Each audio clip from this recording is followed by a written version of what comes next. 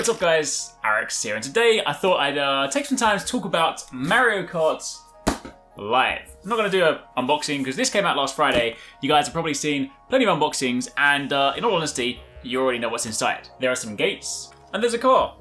That's it. That's basically it. You get an instruction manual, a cable, that's all there is to see, and I obviously got my boy Luigi. Shout out to the muddy tyres already. I've been using this outside, so today I'm not going to do a typical video where I'm like, hey, here's how it works, because as mentioned, you guys know this already.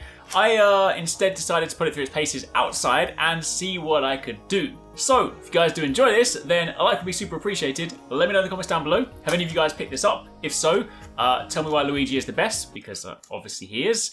And yeah, let me know what you guys think, because I got kind of creative. Basically, I like my remote control cars, and admittedly, this is, you know, as RC cars go, it's pretty basic, it's not super fast, it hasn't got crazy horsepower behind it. I once had an RC car that could go 30 miles an hour. That was incredible. This is not one of those ones. However, the main thing behind this, of course, is it's got the camera in there, so you can put yourself in the world. For those of you who want to sort of see like a brief demonstration, I basically created Baby Park in my room just to kind of test it out, and so I could record some gameplay, because when I went outside, recording gameplay is not happening, because I'm not about to lug my TV into the garden just to make this happen.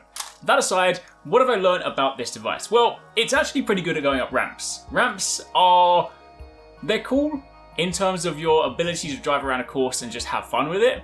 They're not cool if you want to race against the CPU, because one of the things that Mario Kart Live does not really take into consideration is elevation levels. It also doesn't take into consideration physical world obstacles, not really, because your only real depiction of the track are the 4 gates, and you can only use 4 gates. I feel like one of the things they should be doing, and this is probably going to lead to Nintendo selling you more cardboard, but what they should really do is that you have even more gates so you can have a much more detailed track, because what I found when I was racing outside is that I made up this really cool track that if I had friends around, if it wasn't locked down, then in a multiplayer setup, it would be awesome. However, when you're racing CPUs, then they basically don't know there's a table in the way, or a giant metal structure, or a pond, or a ramp, or anything. So they're just out there driving A to B between the gates in the quickest way possible. When I'm out there genuinely trying to navigate my way around real world objects, it's kind of emotional. That being said, I was quite surprised, because obviously when you start, this is on 50cc. You can of course get 100cc. I believe you can unlock a higher level. I wasn't actually able to win on my track because the CPUs were cheating and they didn't take into account the ramps and the obstacles, so I'm sure at some point I can unlock it. However, even at 50cc, I was quite surprised at how this was able to drive up ramps, drive over surfaces. I think one of the kind of main questions a lot of people had when they first announced this was, you know, is it going to be useful on anything other than wooden floor? The answer is yes, to a degree. I used it on concrete. These are kind of like uneven slabs. It does shake around a little bit, but it drove around them completely fine. I made some elevations and some ramps out of kind of mats that I use for like working out and putting weights on, as well as like wood planks, and it managed to go up most of those. It wasn't good going on grass, as you would expect. The tyres aren't anywhere near big enough. I would love it if they made like an off-road version of this with a lot more power. That would be really cool. Alas, they do not. So my solution to basically getting the kart to go across the grass was to lay down a load of dust sheets, which didn't sort the problem. So I then had to lay loads of newspaper on top, which just about worked, which then meant I had my track complete with a ramp, kind of a jump going down, which was really, really cool. You have to consider though, if you're going to make that, then you can't pick the car up during the track creation process, so you can't have like a hefty jump, because if it deems that the car has left the ground, then you're also kind of stuck.